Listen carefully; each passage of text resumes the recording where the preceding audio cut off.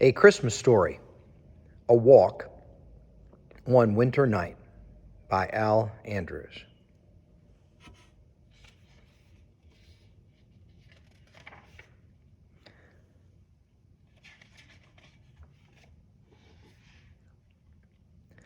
It was cold that winter evening as I ambled down my quiet street. I needed a walk to clear my mind of all the clutter and stress of the season. It seems that every year it gets worse. More obligatory parties, irritated drivers, and panicky shoppers. Long lines everywhere. I remember a time when I was more expectant, when the reason for all of this celebrating meant everything to me.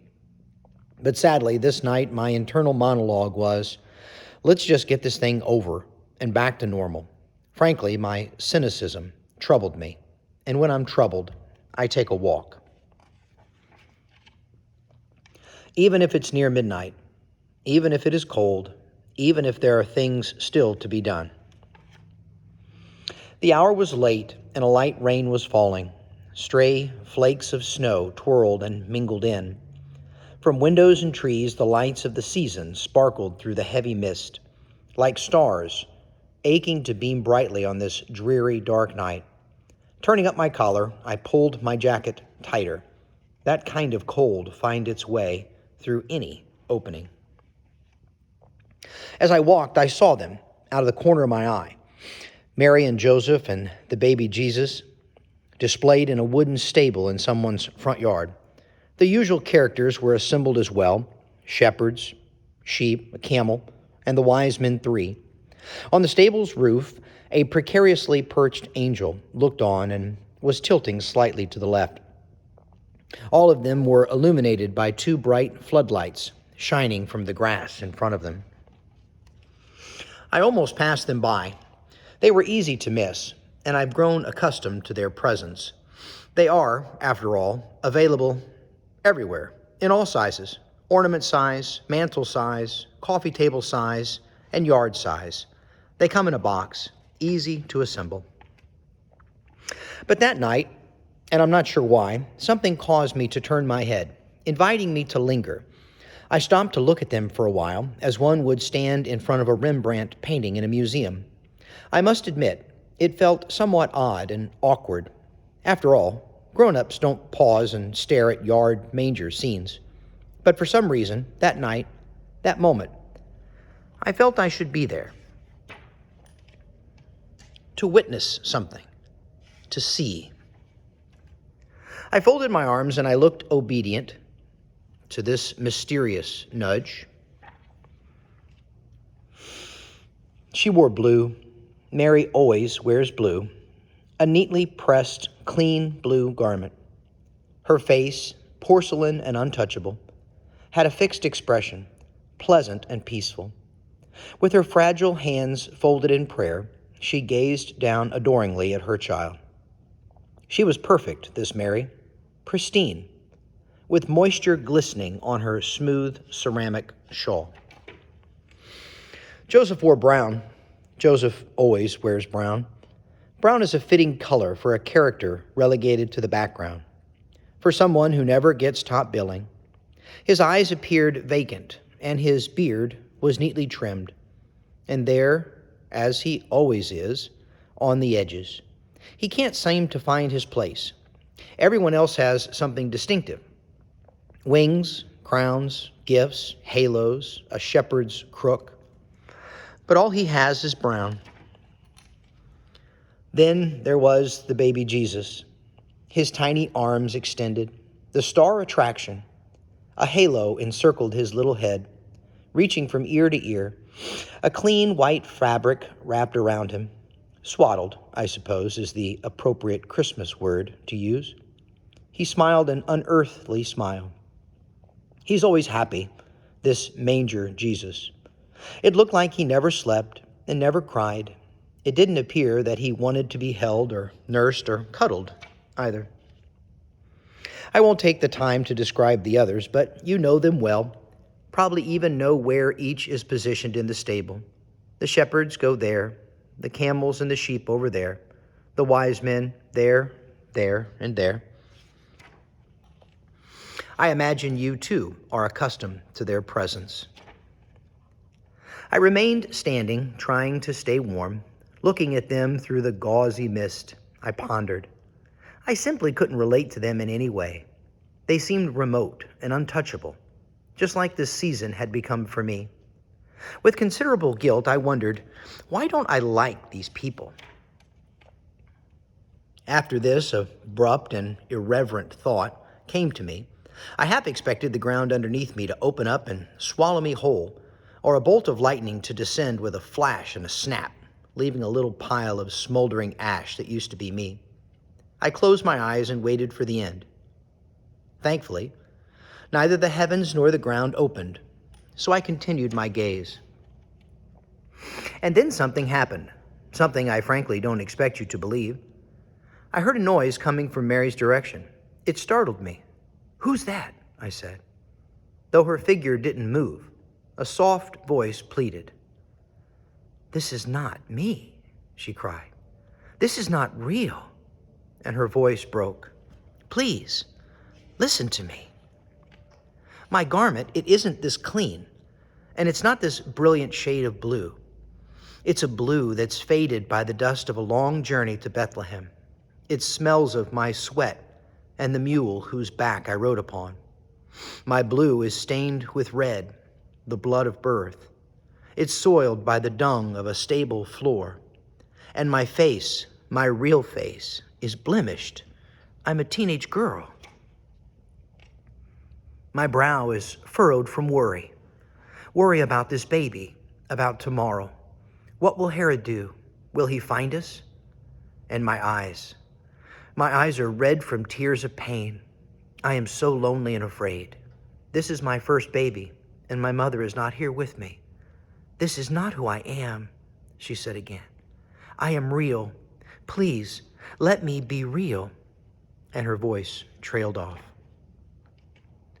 Her words, both gentle and moving, reached inside of me so deeply I could barely breathe. And while I was catching my breath, I heard a deeper voice. "You're wrong about me too." It was coming from Joseph's direction. "This is not the real me. This is not real. Please, listen to me." He said it firmly. I started to take a step backward, but his voice riveted me in place. "Listen," he repeated. "Really listen. I am not the quiet, simple character you make me out to be. My eyes are not vacant. Hours ago, they were full of fire when I grabbed the innkeeper's tunic in a tight grip and said, 'Don't you tell me that there's not some room somewhere.' And he found a place for us.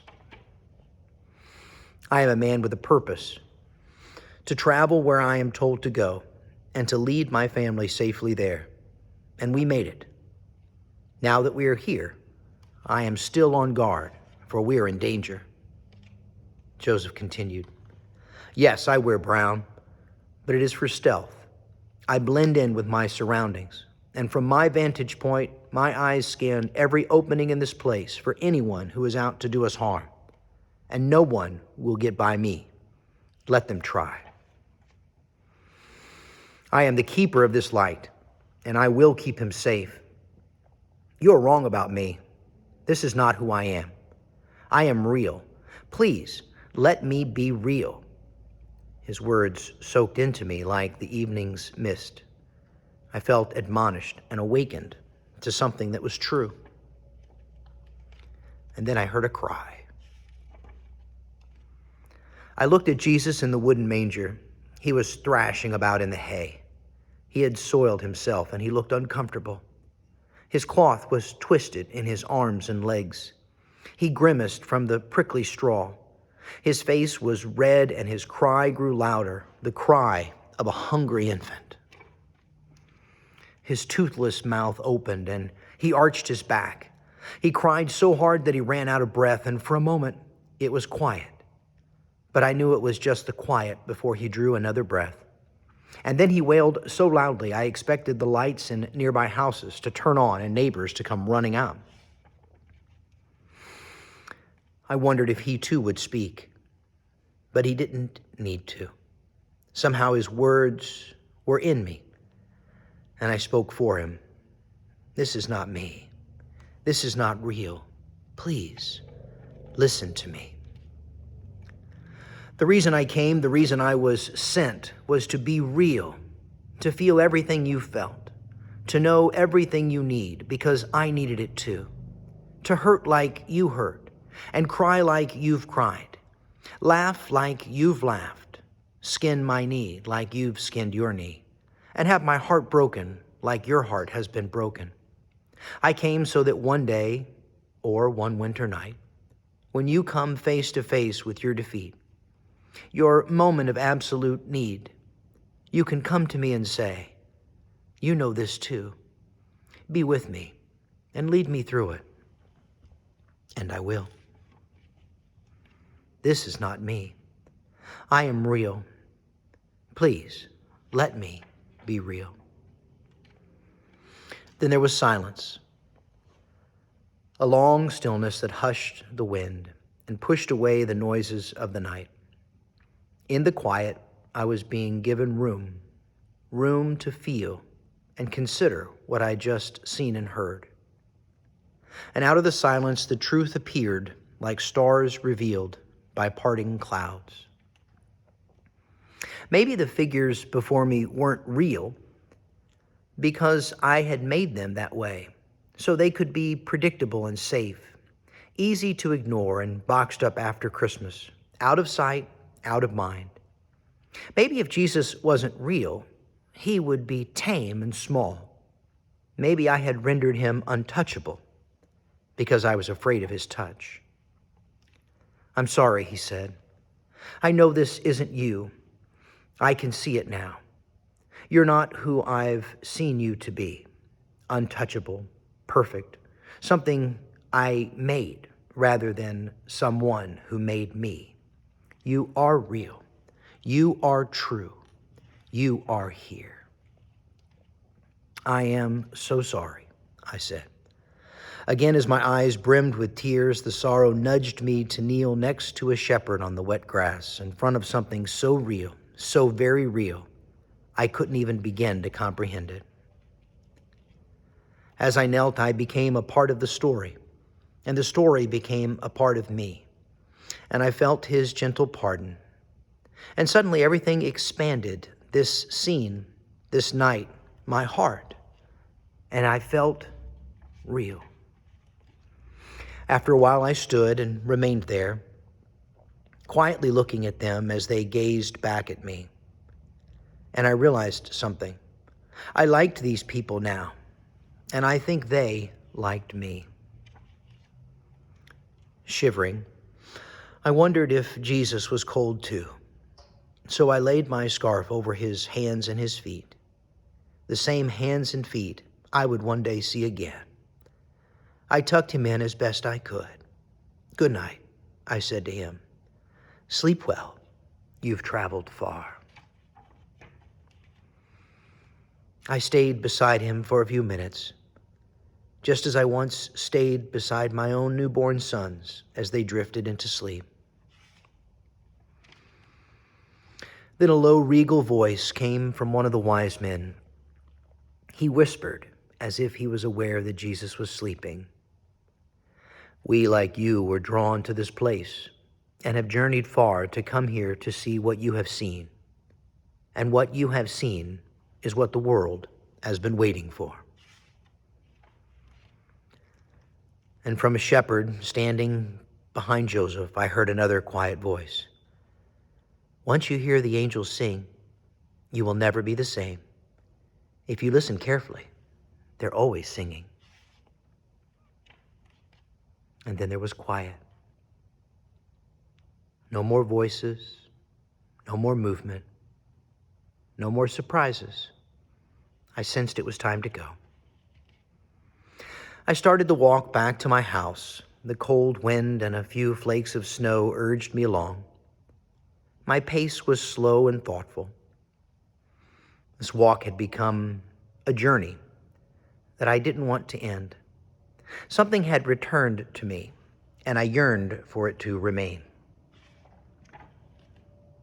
When I reached the corner of the street, I thought I heard singing, and I turned for one last look.